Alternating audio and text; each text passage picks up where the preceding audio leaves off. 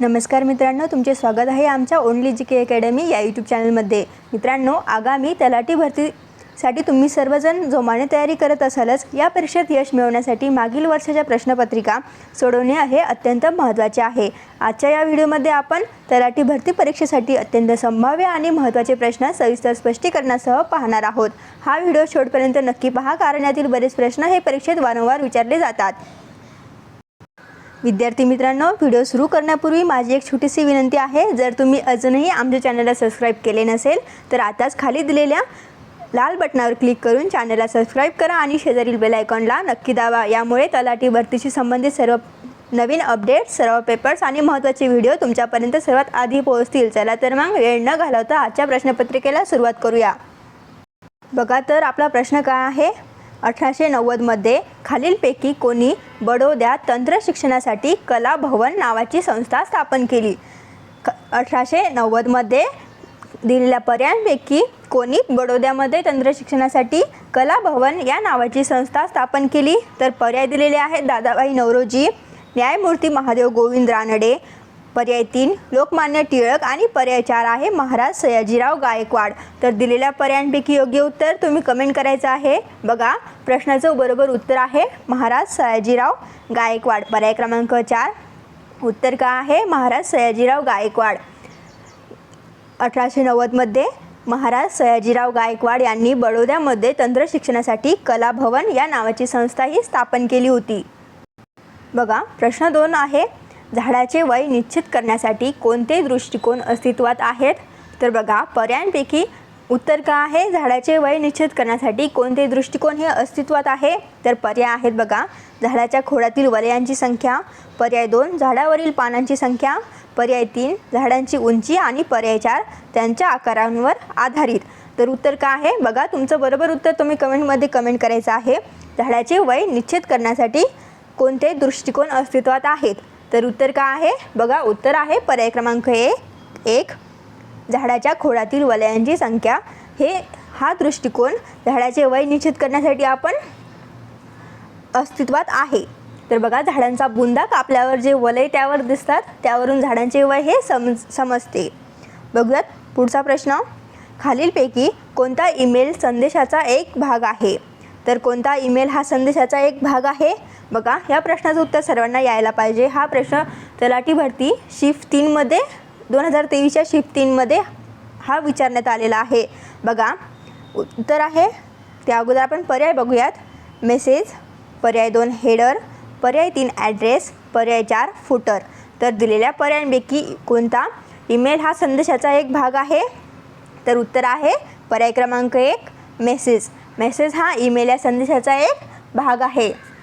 बघूयात पुढचा प्रश्न, जुलै 1905 मध्ये लॉर्ड कर्झनच्या व्हाईसरॉयच्या अधिकार क्षेत्रात खालीलपैकी कोणती घटना घडली होती।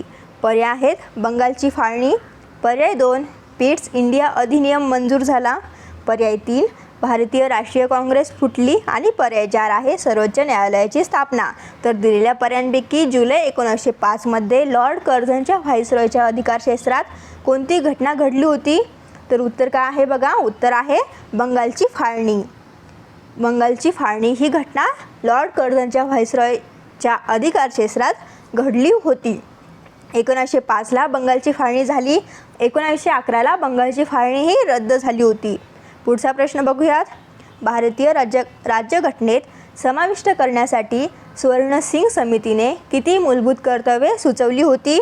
तर पर्याय आहेत 8, 10, 11 आणि 9। तर या दिलेल्या पर्यायांपैकी भारतीय राज्यघटनेत समाविष्ट करण्यासाठी स्वर्णसिंग समितीने किती मूलभूत कर्तव्ये ही सुचवली होती। तर उत्तर काय आहे बघा, 8। उत्तर आहे पर्याय क्रमांक 1 8 मूलभूत कर्तव्ये ही सुचवली होती।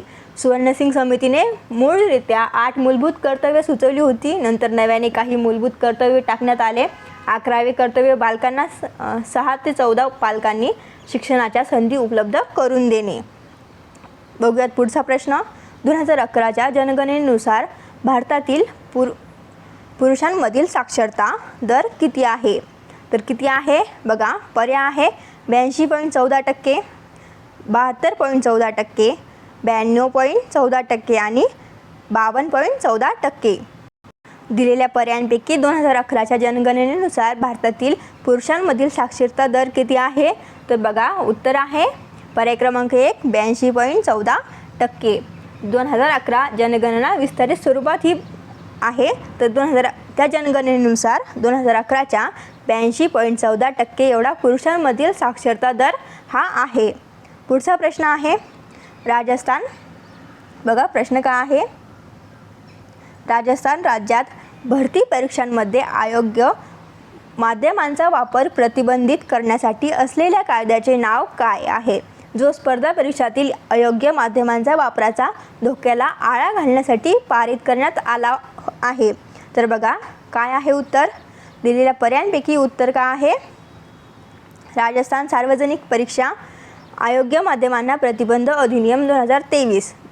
पर्याय 2 आहे राजस्थान सार्वजनिक परीक्षा भरतीमधील अयोग्य माध्यमांना प्रतिबंधित करण्यासाठीचे उपाय अधिनियम 2022. पर्याय 3 आहे राजस्थान स्पर्धा परीक्षा भरतीमधील अयोग्य माध्यमांना प्रतिबंधित करण्यासाठीचा उपाय. आणि पर्याय 4 आहे राजस्थान स्पर्धा परीक्षा अयोग्य माध्यमांना प्रतिबंध. तर दिलेल्या पर्यायांपैकी उत्तर काय आहे? बघा उत्तर आहे पर्याय क्रमांक 2 राजस्थान सार्वजनिक परीक्षा भरतीमधील अयोग्य माध्यमांना प्रतिबंध करण्यासाठीचे उपाय अधिनियम 2022 हे उत्तर अगदी बरोबर आहे. बघा राजस्थान राज्यात भरती परीक्षामध्ये अयोग्य माध्यमाला आळा घालण्यासाठी राजस्थान सार्वजनिक परीक्षा 2022 हा नियम केला होता. बघूयात पुढचा प्रश्न. संयुक्त राष्ट्रांच्या अंदाजानुसार भारताची लोकसंख्या रिकामी जागा असून 2023मध्ये पहिल्यांदाच ती चीनला मागे टाकेल. तर किती भारताची लोकसंख्या आहे जी 2023मध्ये पहिल्यांदाच चीनला मागे टाकेल? तर बघा दिलेल्या पर्यायांपैकी उत्तर तुम्ही कमेंट करायचं आहे. बघा पर्यायांपैकी योग्य उत्तर काय आहे आपलं? पर्याय क्रमांक 4 संख्या आहे 145,57,75,850 अशी ही लोकसंख्या असून 2023मध्ये ही पहिल्यांदाच चीनला मागे टाकेल संयुक्त राष्ट्राच्या अंदाजानुसार. बघूयात आपला पुढचा प्रश्न आहे प्रतिकूल हवामानाच्या घटना विशेषतः भूस्खलन करू शकणारी अतिवृष्टी, पूर आणि नैसर्गिक आपत्ती यामध्ये सातत्याने होणाऱ्या वाढीमुळे खालीलपैकी कोणत्या संस्थेने देशातील भूस्खलन होण्याची ठिकाणे दर्शवणारा भारताचा भूस्खलन नकाशा संग्रह प्रकाशित केला आहे? तर बघा पर्याय आहेत भारतीय लष्कर, पर्याय 2 भारतीय अंतराळ संशोधन संस्था, पर्याय 3 संरक्षण संशोधन आणि विकास संस्था, पर्याय 4 भारतीय हवामानशास्त्र विभाग. तर उत्तर काय आहे? बघा उत्तर काय आहे पर्यायांपैकी? तर पर्याय क्रमांक 2 भारतीय अंतराळ संशोधन संस्था. प्रतिकूल हवामानाच्या घटना हे भारताचा भूस्खलन नकाशा संग्रह प्रकाशित कोणत्या ह्याच्यातून केल्या जाते? तर भारतीय अंतराळ संशोधन संस्था. भारतीय अंतराळ संशोधन संस्थेने भूस्खलन करू शकणारी अतिवृष्टी दर्शवणारा नकाशा हा तयार केला आहे. बघूयात पुढचा प्रश्न.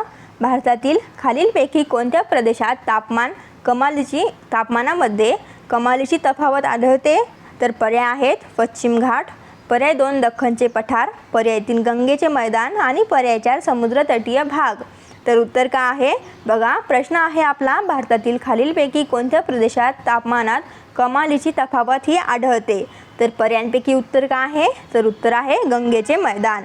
पर्याय क्रमांक 3 गंगेचे मैदान हे आपलं बरोबर उत्तर आहे. भारतात गंगेच्या मैदानात तापमानात कमालीची तफावत ही आढळते.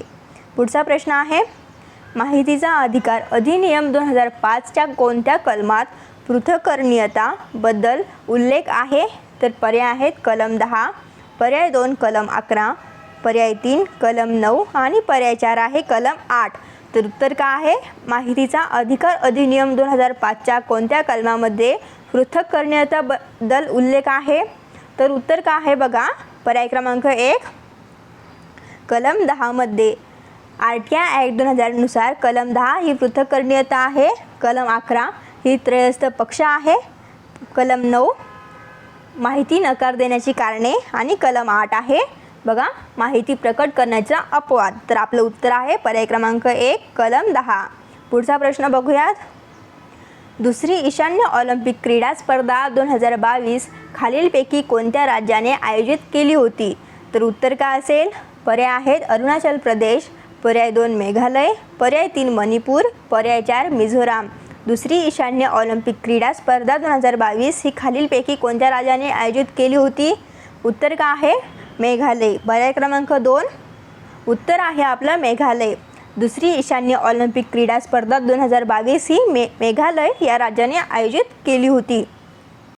विद्यार्थी मित्रांनो, जर तुम्हाला हे प्रश्न आवडत असतील तर व्हिडिओला एक लाईक नक्की करा आणि दररोज अशाच नवनवीन माहितीसाठी आपल्या चॅनलला सबस्क्राईब करून समोरील बेल आयकॉनला दाबायला विसरू नका, जेणेकरून आमचा पुढचा व्हिडिओ तुमच्याकडून मिस होणार नाही.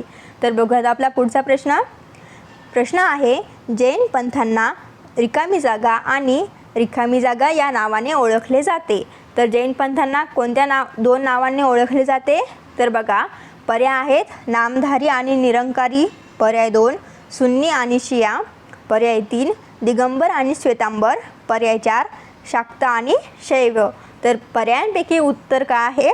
बघा, उत्तर आहे पर्याय क्रमांक 3 दिगंबर आणि श्वेतांबर.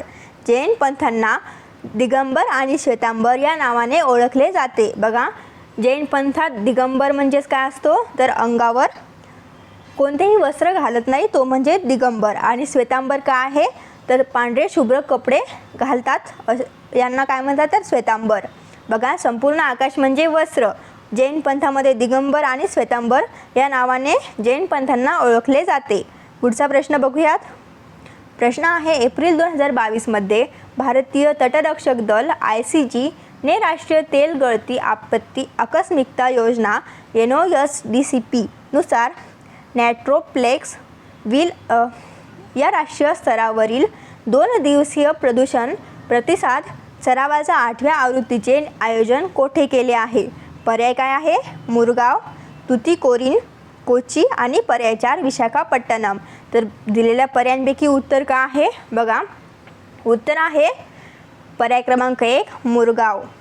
बघा, NOSDCP नुसार हे 2 दिवसीय प्रदूषण प्रतिसाद सराव मुरगाव येथे आयोजन करण्यात आले आहे. पुढचा प्रश्न बघूयात. महालवारी जमीन महसूल पद्धतीत महाल या शब्दाचा अर्थ काय आहे? बघा, महाल या शब्दाचा अर्थ काय आहे महालवारी जमीन महसूल पद्धतीमध्ये? तर पर्याय आहेत गाव, ग्रामपंचायत, गावांचा समूह आणि संस्थान म्हणजेच राज्य. तर महाल या शब्दाचा अर्थ काय आहे? हा अर्थ सर्वांना माहिती असायला पाहिजे. हा प्रश्न रिपीट होणारा आहे. बघा, महाल या शब्दाचा अर्थ आहे गाव. पर्याय क्रमांक 1 महाल या शब्दाचा अर्थच काय होतो? गाव. महालवारी म्हणजेच महाल म्हणजेच गाव. महाल या शब्दाचा अर्थ लक्षात ठेवा, उत्तर आहे गाव. पुढचा प्रश्न बघूयात. 1799 खालीलपैकी कोणती महत्त्वाची घटना घडली होती? 1799 दिलेल्या पर्यायांपैकी कोणती घटना ही महत्त्वाची घडली होती? पर्याय आहे बघा, पर्याय बघा, पहिले ॲग्लो म्हैसूर युद्ध, पहिले इंग्रज मराठा युद्ध, चौथे ॲग्लो म्हैसूर युद्ध आणि पर्याय 4 बक्सारची लढाई. तर दिलेल्या पर्यायांपैकी 1799 कोणती महत्त्वाची घटना घडली होती? उत्तर काय आहे? उत्तर आहे पर्याय क्रमांक 3 चौथे ॲग्लो म्हैसूर युद्ध. ही घटना 1799 घडली होती. बघा, 1799 चौथे ॲग्लो म्हैसूर युद्ध आणि बघा 1775 ते 1782 पहिले ॲग्लो म्हैसूर युद्ध, मराठा युद्ध 1775 ते 1782 आणि बक्सारची लढाई ही 1817 ते 1818 पर्यंत. पुढचा प्रश्न बघूयात.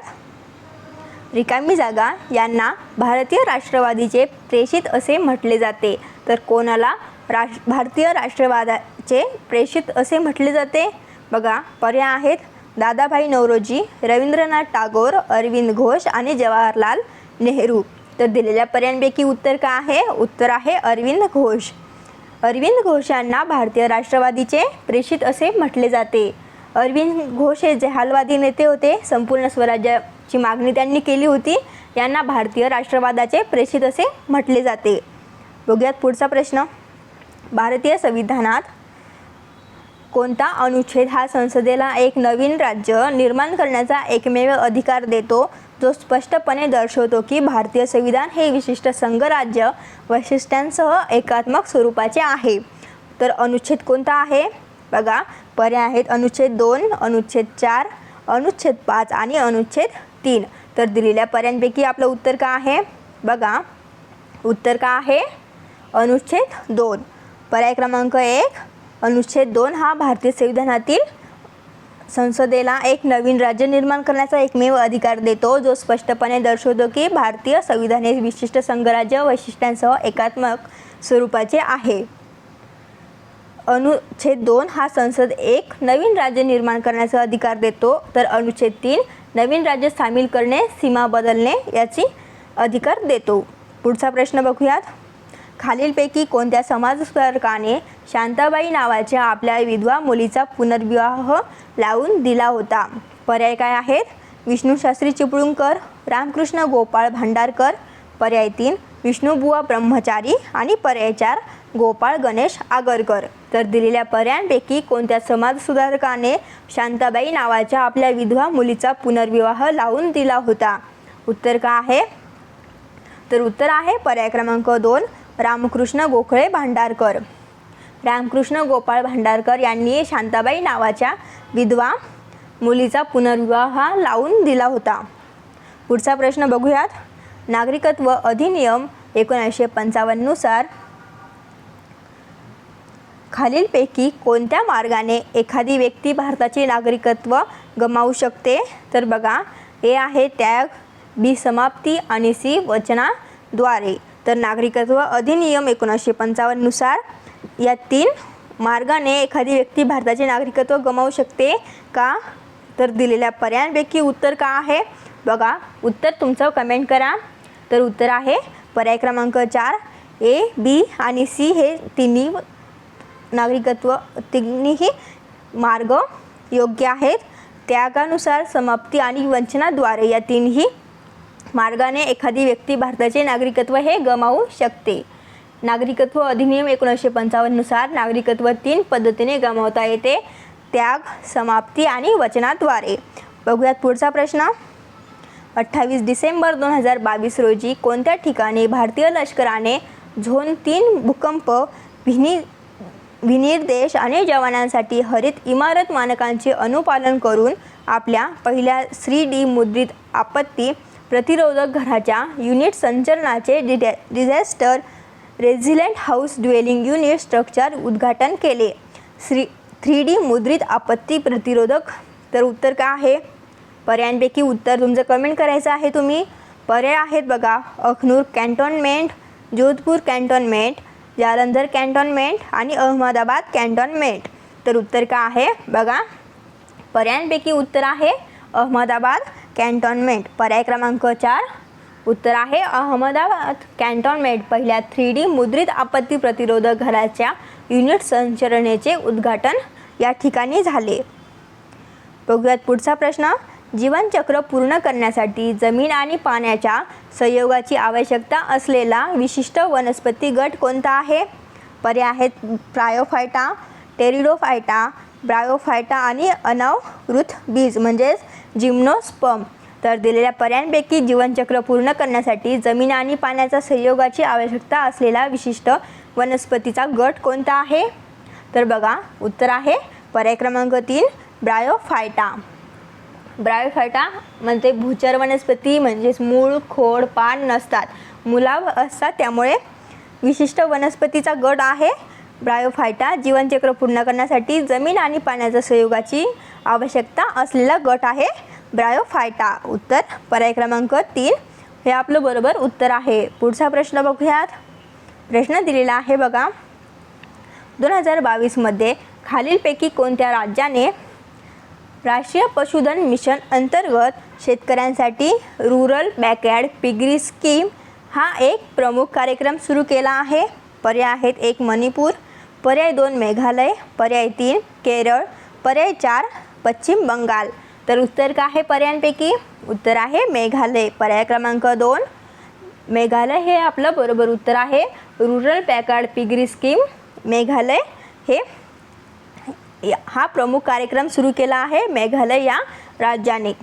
पुढचा प्रश्न बघूयात. रक्त गोठण्यासाठी कोणते जीवनसत्व कारणीभूत असते? तर कोणते जीवनसत्व हे रक्त गोठण्यासाठी कारणीभूत असते? पर्याय आहेत के जीवनसत्व, ए, बी आणि डी. तर पर्यांपैकी उत्तर का आहे? उत्तर आहे के जीवनसत्व म्हणजेच फिलोक्विनोन के वीट हे रक्त कोठण्यासाठी जीवनसत्व कारणीभूत असते. पुढचा प्रश्न बघूयात. माहितीचा अधिकार अधिनियम 2005च्या तरतुदीनुसार राज्याचे मुख्य माहिती आयुक्त हे रिकामी जागा वयापर्यंत पदावर राहू शकतात. तर किती वयापर्यंत पदावर राहू शकतात? माहितीचा अधिकार अधिनियम 2005च्या तरतुदीनुसार राज्याचे मुख्य माहिती आयुक्त. पर्याय आहेत 60 वर्ष, 70 वर्ष, 65 वर्ष आणि 62 वर्ष. तर उत्तर काय आहे? बघा, उत्तर आहे पर्याय क्रमांक 3 65 वर्ष. माहितीचा अधिकार अधिनियम 2005च्या तरतुदीनुसार राज्याचे मुख्य माहिती आयुक्त हे 65 वर्ष वयापर्यंत पदावर राहू शकतात. राज्य मुख्य आयुक्ती पदावधी म्हणजे रिटायर 65 वर्षानंतर होतात. तर हे होते आजचे महत्त्वाचे प्रश्न. यातील किती प्रश्नांची उत्तरे तुम्हाला माहिती होती ते कमेंटमध्ये नक्की सांगा. व्हिडिओ आवडला असेल तर आपल्या मित्रांसोबत शेअर करा. भेटूया पुढच्या व्हिडिओमध्ये. तोपर्यंत पाहत राहा ओनली GK अकॅडमी.